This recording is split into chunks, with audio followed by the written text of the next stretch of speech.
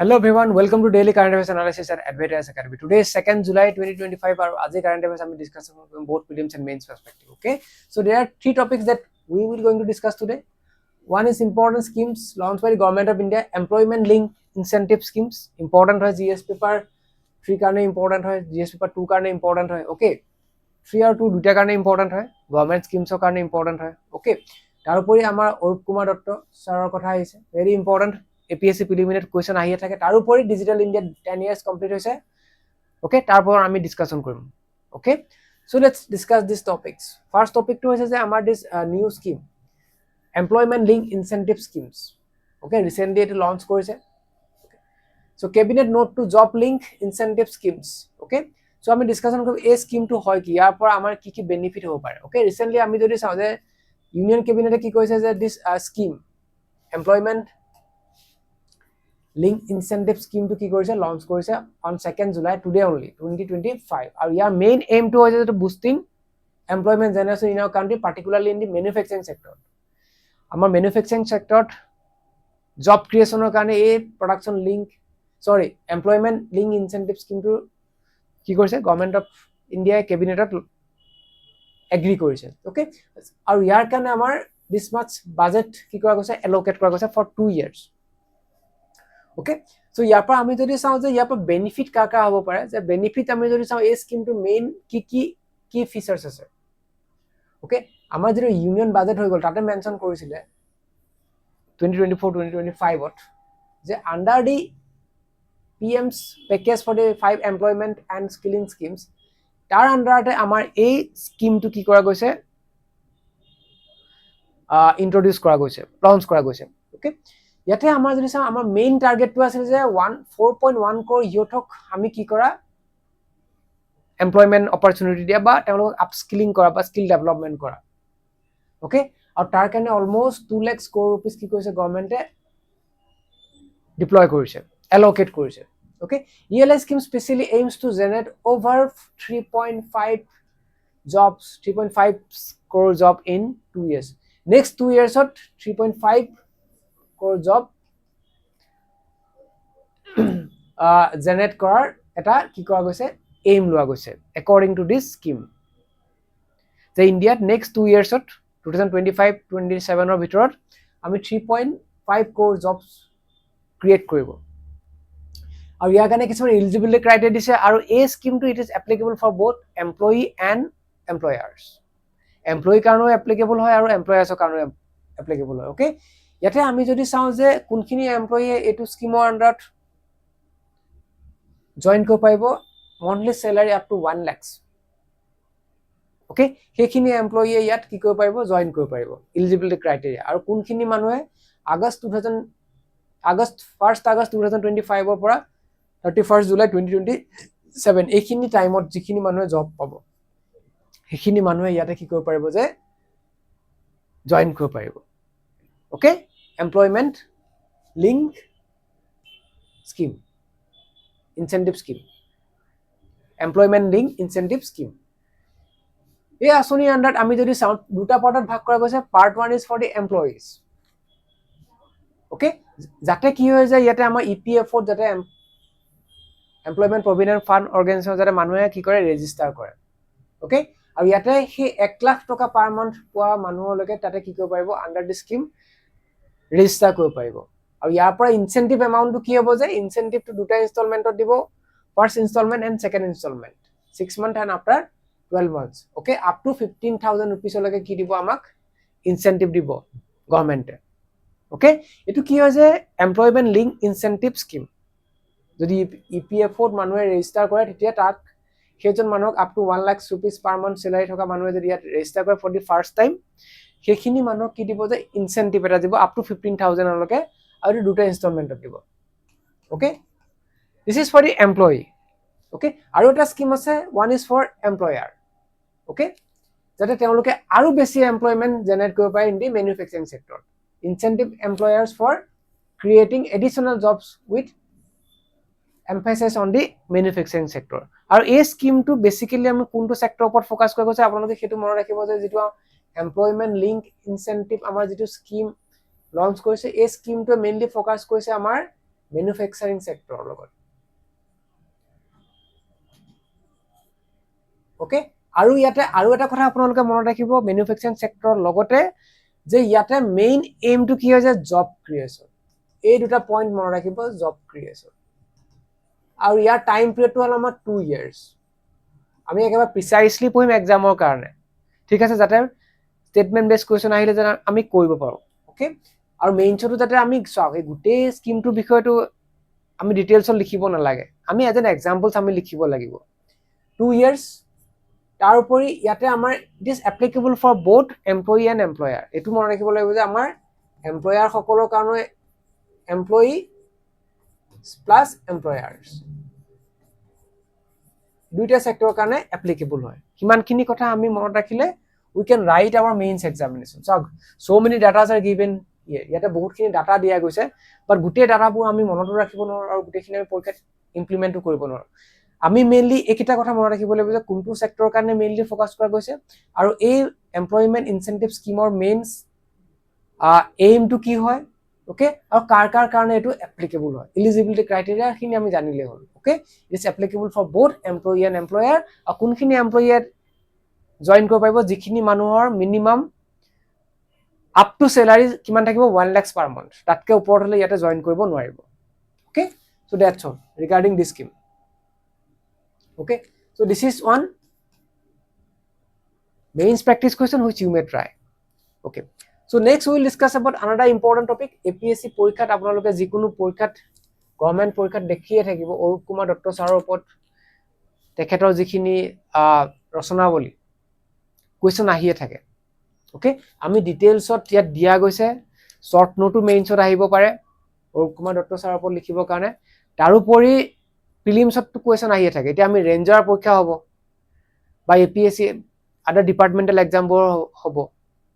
Objective পৰীক্ষাত গতিকে ইয়াতে মই এই টপিকটো বহুত বেছি ডিটেইলছত ডিসকাশন নকৰো টপিকটো আপোনালোকে ইয়াতে দিয়া আছে কন্টেন্টবোৰ আছে কিন্তু পৰীক্ষাত কি question আহে সেইখিনিয়ে আমি ডিসকাশন কৰিম আমি যদি চাও যে এই যিবোৰ ৰচনাৱলীবোৰ পৰীক্ষাত কিন্তু খুদি থাকে এইবোৰ আপোনালোকে চাই যাব ঠিক আছে আৰু ইম্পৰ্টেন্ট যিকিটা ৰচনাৱলী হয় আমাৰ পৰীক্ষাত বাৰে বাৰে খুদি আছে সেইকিটা হল যে এইকিটা the Ahoms okay Assam brave heart okay এইকিটা আমাৰ পৰীক্ষাত যিকোনো পৰীক্ষাত খুদি থকা দেখা পোৱা গৈছে major works include Arup Kumar Dutta sir major works কি হয় ইয়াৰ ওপৰত question আহিয়ে থাকে কিন্তু question পেপাৰ আপোনালোকে খুলিলে দেখিব যে এই কিখন কিতাপ কেতিয়া কোনে লিখিছে তেনেকে খুদি থাকে ওকে আসাম এটো যেটো আমাৰ লিটাৰেচাৰ পাৰ্টটো হয় আসাম লিটাৰেচাৰ আসামিজ লিটাৰেচাৰ তাৰ ৰিলেটেড হয় বহুত বেছি ইম্পৰ্টেন্ট ওকে তাৰোপৰি আমি যদি চাও এই কিতাপ পৰীক্ষাত খুদি আছে চা গৰমৰ কথা পৰীক্ষাত খুদিছে APSC পৰীক্ষাত ওকে দি ব্ৰহ্মপুত্ৰৰ ওপৰত question খুদিছে ওকে একচুয়ালি আমি তেখেতৰ কোন কিখন কিতাপ মেইনলি লিখিছে আমি হেতু জানিলে হয় ওকে ইয়াতে বহুত বেছি আমি বুজাবলগীয়া কথা তেনেকুৱা ইট ইজ কোৱাইট ফেকচুৱেল বাট আমি লিষ্টটো দিয়া গৈছে মেইনছটো question আহিব পাৰে okay so you may right about it okay মই ভাবো যে আফটাৰ দি ক্লাস আমি টপিকটো PDF টো আপলোড কৰি দিম ওকে তাৰপিছত আপোনালোকে ইম্পৰ্টেন্ট যিকিটা সোৰ্স হয় যিকিখন বুকস হয় লিখি লব ওকে এইকিখন মই দেখিছো যে পৰীক্ষাত বিশেষকে এইটো খুদি আছে ওকে পথৰুঘাটটো খুদিছে ওকে ভেৰি ইম্পৰ্টেন্ট এইকিখন তেখেতৰ ৰাইটিংছৰ ওপৰত অবজেক্টিভ কোৱেশ্চনৰ কাৰণে বহুত বেছি ইম্পৰ্টেন্ট খুদি আছে চা গৰমটো APSC পৰীক্ষাত কেইবাবাৰো খুদিছে যেটো আমাৰ আসাম টি ইন্ডাষ্ট্ৰি ওপৰত লিখিছে তেখেতে okay very important So next আমি ডিসকাশন কৰিম digital India very important for GS paper 2 GS paper 3 কাৰণে ইম্পৰ্টেন্ট হয় ডিজিটাল ইন্ডিয়া আমাৰ ৰিসেন্টলি 10 years কমপ্লিট হৈছে 2015 1st জুলাইত লঞ্চ কৰিছিলে এতিয়া 2025 2nd জুলাই সো ডিজিটাল ইন্ডিয়াৰ পৰা আমাৰ কি আউটকাম চাইছে আমাৰ ইয়াত কি লেকুনা আছে ওকে আৰু আমাৰ ৱে ফৰৱাৰ্ড আমি ডিসকাশন কৰিম আমাৰ যিবোৰ ইস্যুজ আছে ৰিগাৰ্ডিং ডিজিটাল ইন্ডিয়া সেইখিনি আমি ডিসকাশন কৰিম ওকে ভেৰি ইম্পৰ্টেন্ট টপিক ইয়াতে মই থিস্তা এটা আপোনালোকক দি দিম যে ডিজিটাল ইন্ডিয়াৰ ওপৰত আমি ভালকে জানিব লাগিব কিন্তু মেইনছটো খুদে ইভেন ভাইভাটো কোৱেশ্চন খুদে ওকে সো আমি ডিসকাশন কৰিম ডিজিটাল ইন্ডিয়া স্কিমটো গভৰ্ণমেণ্টে কেতিয়া লঞ্চ কৰিছিলে 1st জুলাই 2025 ওকে 10 বছৰ হৈ গৈছে ইয়াৰ আৰু ইয়াৰ মেইন ফোকাস এৰিয়া কিহৰ ওপৰত বেস কৰি পেলাই ডিজিটাল ইন্ডিয়া স্কিমটো গভৰ্ণমেণ্টে লঞ্চ কৰিছিলে supporting digital entrepreneurship technology for good governance, that means e governance, e ক্ৰান্তিৰ কথা আমি ক'ব পাৰিম। গুড গভাৰ্নেন্স কৰাৰ লগে লগে আমি ই গভাৰ্নেন্স আহিব আমাৰ মনলৈ, ই গভাৰ্নেন্স প্ৰমোট কৰিছে, লগতে ই ক্ৰান্তি হয়নে, ইনোভেশন প্ৰমোট হৈছে আমাৰ ইয়াৰ লগতে, digital inclusion, okay, and capacity building and skill development. Capacity building and skill development আমাৰ ডিজিটেল ইণ্ডিয়াৰ কাৰণে কি হৈছে যে আমাৰ ভেৰিয়াছ ট্ৰেইনিং প্ৰগ্ৰামছবোৰ আমাৰ বহুত বেছি এচেছিবল হৈ গৈছে। ফৰ এক্সাম্পল মই যদি কওঁ আইগট কৰ্ময়োগী, কৰ্ময়োগী আমাৰ এটা IAS অফিচাৰ বা আমাৰ চিভিল চাৰ্ভেণ্টসকলৰ কাৰণে এটা ট্ৰেইনিং প্লেটফৰ্ম হয়, ওকে। এইটো ক'ত কৰে আমাৰ আইগট, এইটো প্লেটফৰ্মত কৰে আইগট কৰ্ময়োগী। ইয়েছ ন, যদি ডিজিটেল ইণ্ডিয়া আমাৰ নকৰিলে হয় তেতিয়া হয়তো আমি এই অনলাইন কেপাচিটি বিল্ডিং যিবোৰ ট্ৰেইনিং সেইবোৰত আমি আজি এচিভমেণ্ট কৰিব নোৱাৰিলো হয়, okay. So' digital India is very important for new India, for develop India, okay. So' these are the main focus area যাৰ ওপৰত বেছ কৰি পেলাই ডিজিটেল ইণ্ডিয়া স্কিমটো গভৰ্ণমেণ্টে লঞ্চ কৰিছিল, আৰু আমি বহুতখিনি ছাকচেছো ইয়াৰ পৰা পাইছোঁ, ওকে। এতিয়া UPI পেমেণ্ট, ডিজিটেল পেমেণ্টত বহুতখিনি আজি ইণ্ডিয়া কি হৈ গৈছে আমাৰ আগবাঢ়ি যোৱা দেখা পোৱা গৈছে, ওকে। এতিয়া আমি যদি চাওঁ যে আমাৰ কি achievement,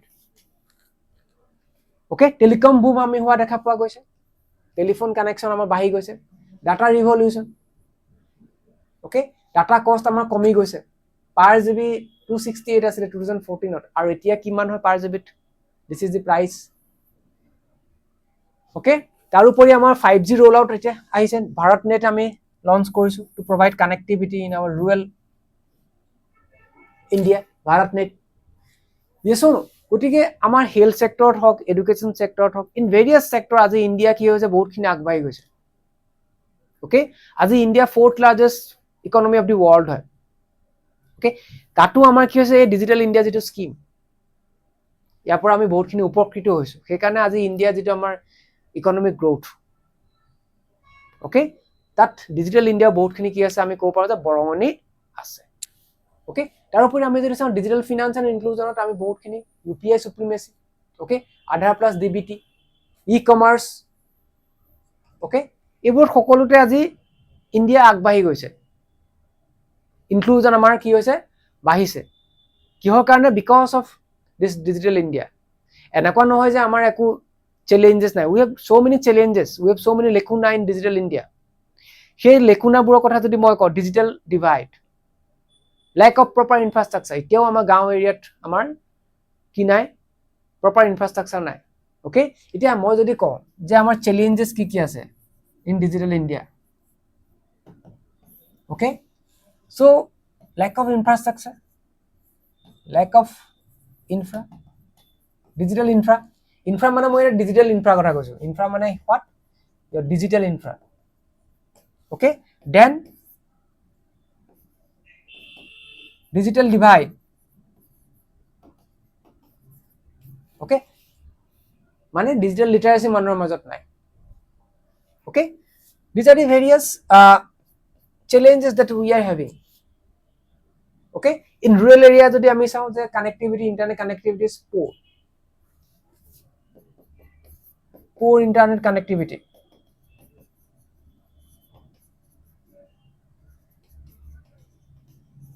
in rural area,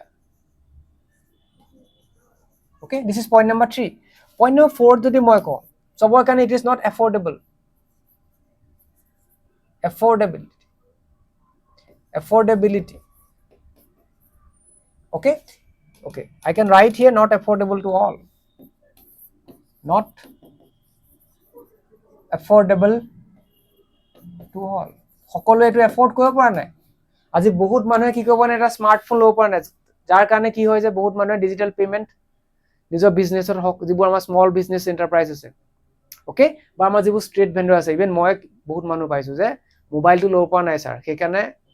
UPI payment নাই। See, not affordable for all, okay. আমাৰ যিবোৰ ষ্ট্ৰীট ভেণ্ডৰ কিছুমান থাকে, অনলাইন পেমেণ্ট তেওঁলোকে কি কৰিব পৰা নাই, তেওঁলোকে এফৰ্ড কৰিব পৰা নাই, বিকজ তেওঁলোকে মোবাইলটো কিনিব পৰা নাই, স্মাৰ্টফোনটো কিনিব পৰা নাই, গতিকে it is not affordable to all. এটা আমাৰ যিমান এখন ভাল পিকচাৰ আছে, এখন বেয়া পিকচাৰ এখনো আছে, এখন গ্ৰীণ পিকচাৰ এখনো আমাৰ ওচৰত আছে, ওকে, বুজি পাইছোনে? Okay, so' these are the issues. আমি যেতিয়া ছ'চাইটিখন চাম যে এতিয়াও কিছুমান মানুহ আছে যে যোনে এতিয়াও স্মাৰ্টফোন এটা কিনিব পৰা নাই, যাৰ কাৰণে তেখেতে ডিজিটেল পেমেণ্টটো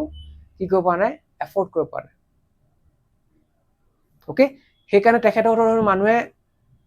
কিবা এটা বস্তু কিনা নাই, কাৰণ মানুহজনৰ ওচৰত, গ্ৰাহকজনৰ ওচৰত কি নাই, চেঞ্জ নাই বা কেছ নাই। বুজি পাইছোনে? গতিকে so many problems we have at present also. Okay, আৰু এই প্ৰব্লেমবোৰ আমি কি কৰিব লাগিব, আমি ৰিজলভ কৰিব লাগিব। অ'কে,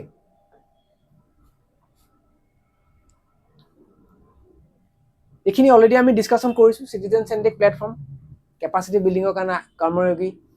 আইগত কৰ্ময়োগীৰ কথা আমি ডিছকাশ্যন কৰিছোঁ, DigiLocker, okay, Bhashini app, these are the achievement that we are having. এইবোৰ এচিভমেণ্ট আমি পাইছোঁ because of digital India. Okay, fine. These are the core objectives. আমি যদি চাওঁ core objectives of the scheme, যে bridge the digital divide, ensure inclusive access, drive economic growth, and improve quality of life through enable governance. These are what the core objective of the digital India mission. আৰু these are the 9 pillars. এইকেইটা 9 pillars হয় আমাৰ digital India স্কিমৰ। বুজি পাইছো? Okay, চ' এতিয়া চাওক, আমি অলপ আগতে কি ডিছকাশ্যন কৰিলোঁ যে ডিজিটেল ইণ্ডিয়াৰ মেইন চেলেঞ্জেছবোৰ আমি ডিছকাশ্যন কৰোঁ। এতিয়া আমি যদি চাওঁ ৱে ফৰৱাৰ্ডত আমি কি কৰিব লাগিব, এতিয়া গভৰ্ণমেণ্টে কি কৰিব লাগিব, যিটো ডিজিটেল ডিভাইডটো আছে সেইটো ব্ৰিজ কৰিব লাগিব। সেইটো ইয়াত লিখা আছে, ব্ৰিজ দি ডিজিটেল ডিভাইড, 1 পইণ্ট। তাৰোপৰি আমাৰ যিবোৰ ইনফ্ৰাষ্ট্ৰাকচাৰ ইছ্যু আছে, ডিজিটেল ইনফ্ৰাষ্ট্ৰাকচাৰ য'ত য'ত নাই, আমি ডিজিটেল ইনফ্ৰাষ্ট্ৰাকচাৰ ডেভেলপ কৰিব লাগিব। অ'কে, দেন তাৰোপৰি আমি কি কৰিব লাগিব, যে এফৰ্ডেবল কৰিব লাগিব ইণ্টাৰনেট এক্সেছ বা টেকনলজি আমি এফৰ্ডেবল কৰিব লাগিব, যাতে মানুহে কি কৰিব পাৰে, এফৰ্ড কৰিব পাৰে। অ'কে, তেতিয়া এডাপশ্যনটো আমাৰ কি হ'ব, বাঢ়িব। Okay, so' with challenges we can find out what, we can find out the solution also'. চেলেঞ্জেছৰ লগতে আমি কি লিখিব পাৰিম, উই কেন ৰাইট আউট, প্ৰথমতে চেলেঞ্জেছ কেইটা আমি লিখিম এনেকৈ,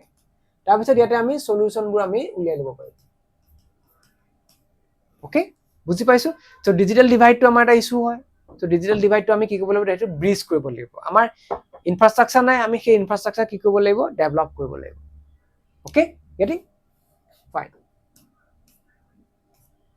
So this is one main practice question which you may try, okay, regarding digital India. Okay, thank you everyone for joining the class.